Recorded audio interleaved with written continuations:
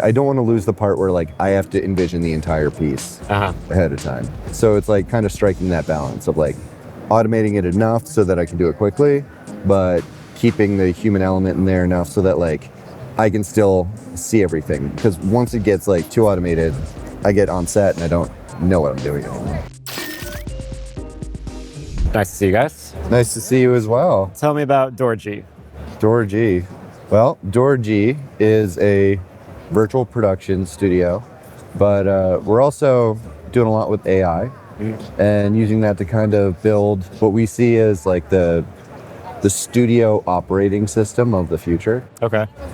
So within that means that we're really sort of trying to find ways to use AI in both upstream and downstream to really leverage its strengths, but still keeping the human element intact with all of the work that we do. Yeah. So what does that look like in like a production or in practice? In practical use, we use it a lot in pre-production. When we're talking about, you know, the creative ideas are often the hardest ones to communicate to a client.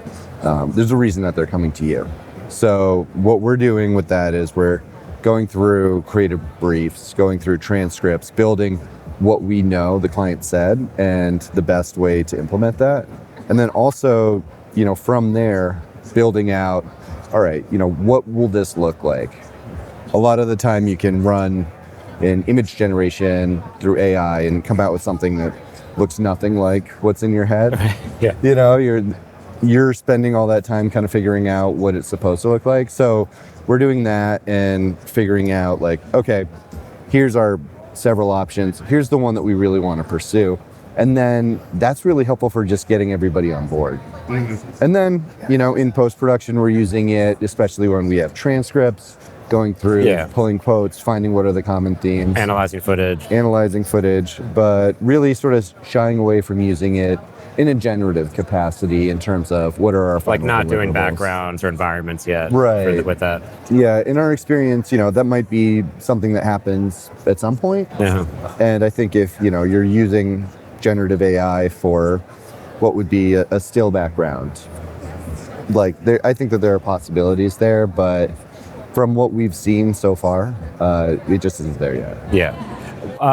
Kind of going back to the previous aspect, have you found, like, when you are able to finally kind of convey the idea, that it does help get everyone on board or sell the idea, or everyone's much clearer on what you're trying to do? Yeah, definitely. I mean, I think one of the things that we're always doing is it's a lot faster to go through and pull a still and use AI to animate that still, especially when you're talking about pulling something from the Unreal Marketplace. Yeah. There's examples of how that works, but a lot of clients are still kind of figuring out like where AI fits or where virtual production fits into their projects.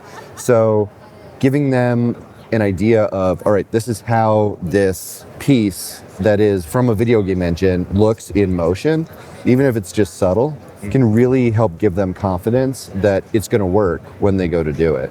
People have been using virtual production in narrative and in TV work for a long time, but it's kind of new to a lot of brands, and that can be scary because it's not like it doesn't come with a price tag attached to it. Where does when you are talking to brands about that, where does it make sense for them that like a day shoot with the virtual production stage does make more sense than other routes? Well, I think it's something where if the brand's goals are tied to sustainability, it's a lot more sustainable. You think about how long it takes to get from point A to point B with an entire crew. Doing it in virtual, you can do that in a matter of minutes. You're uploading a new environment, or you have an environment that's like built in the same sort of scene, and you can just move your camera around and do that and adjust your lights. If we've done shoots where sometimes we're in a retail environment and then we're in like a coffee shop, and we did a shoot that would have taken 2 days in like 6 hours. Yeah.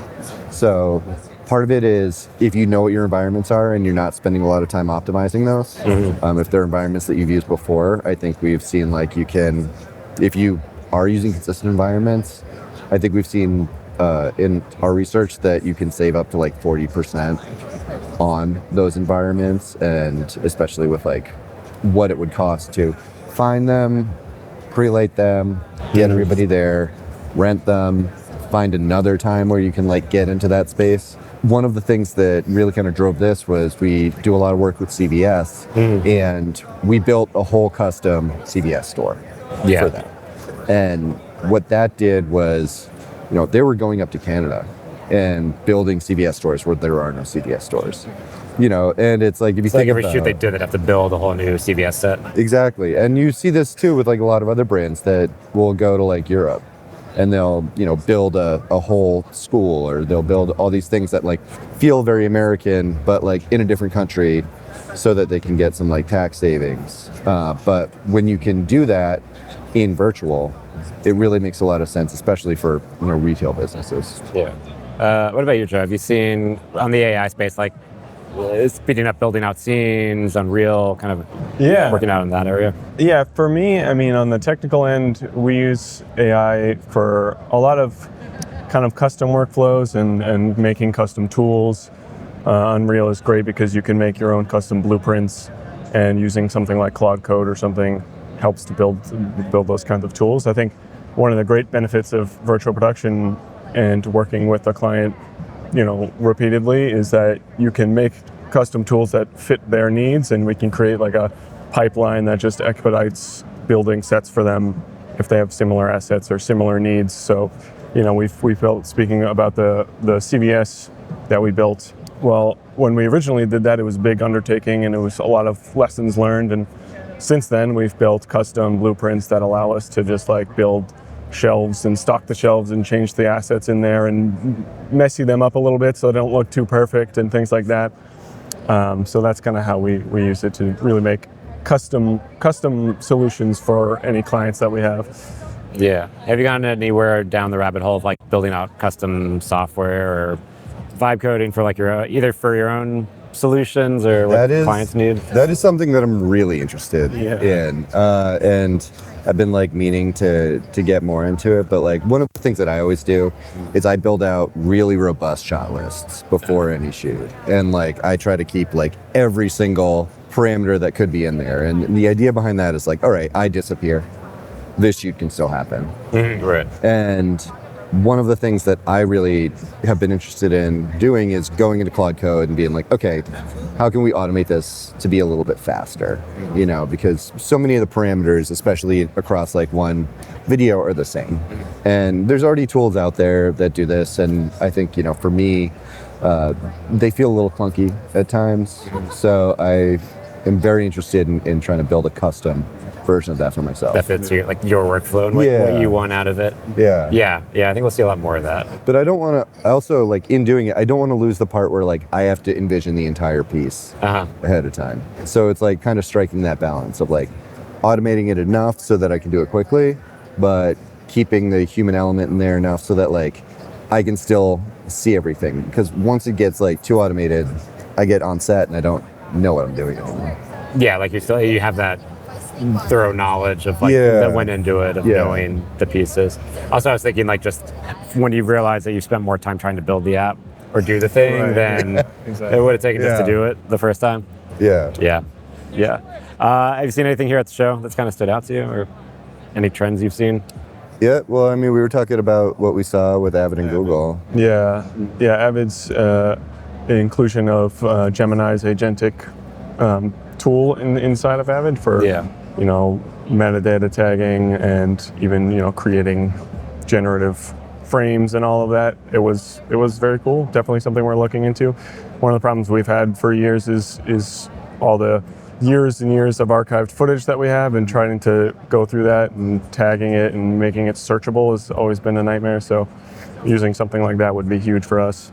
And then some little things that were cool. We saw a tiny probe lens for an iPhone that I thought was really cool. Like, I love seeing stuff like that just like unexpected, and like that's a neat little gadget. Like, I would love to have that.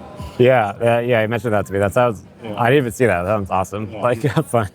There's like a lot of stuff going on. I mean, there's always going to be more better cameras. There's always going to be more like lenses that come out. There's always going to be new rigs. But really the space where I feel like we're seeing the most growth is in the utilization of like consumer level sort of pieces. There's Insta360. Insta360, we're even seeing some like smaller cameras come out of Blackmagic that are fascinating. Yeah. Like these like $1,000 cameras that like people could use for broadcast if they wanted to. Yeah. Or GoPro even with the that GoPro, new, with the new like Micro Four Thirds mount. You look at it and you're like, this is like you can build a full camera rig out of this thing, and it's fascinating. I think it's anything that can be done to sort of help people make stuff that looks better, I think is really cool. Yeah. Virtual production predictions or trends for like the rest of the year? I mean, I think we're going to see more brands using it. Yeah. That's kind of where I think there's the most opportunity for it. You can get a lot more content out of virtual production than you can out of traditional production because you can change your backgrounds. Yeah. Like that is the sort of telltale sign for clients where it's like they didn't have the time to shoot the thing that they wanted to, so they need a bunch of looks. They have a bunch of different looks quickly. But like if you can make it look like you shot something like a product, for like a tabletop or something like that in a bunch of different locations, that automatically raises your production value, and it helps to build your brand into something that feels bigger than just one set. Yeah, and also, I mean, if you build a digital version of your stores or products or something, you have those digital assets you can use anywhere, and it's just so easy to reuse them and keep shooting them and make so much content out of those things. And and you can bring it anywhere. You could film in studios wherever you want to because it's just a digital asset. You can send it over, or just use it online just as a resource. So, but also with healthcare too, we've seen a lot of growth in healthcare with as an industry for marketing and video needs. Yeah, I mean, but just in virtual production. Because when you think about like how healthcare works when they have like a new product or they are trying to show patients, like you have restrictions with HIPAA, you have restrictions with compliance, you have restrictions with product a lot of the time. You don't want to bring a product into a hospital and take a room away from somebody, and they need a very controlled environment. You want that controlled environment. You don't want your competitors to know what your products are. So we've done stuff for Samsung, we've done stuff for Baxter, and also in like the healthcare kind of adjacent spaces for Aetna, all in virtual production. Yeah. Cool. Thanks so much, guys. Appreciate it. Yeah, sure. Thank you.